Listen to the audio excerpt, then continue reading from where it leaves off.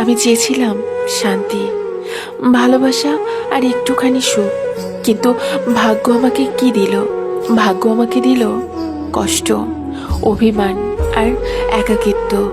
আমি চেয়েছিলাম তোমাকে জীবনের অংশ বানাতে, কিন্তু ভাগ্য চাইল আমাকে একলা করে দিতে।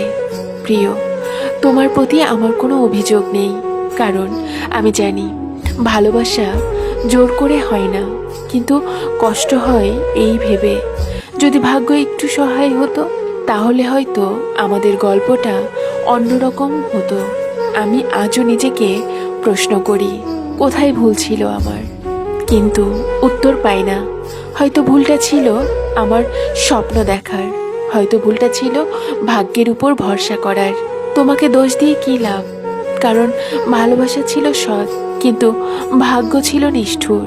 তাই আজ আমাদের এই পরিণতি।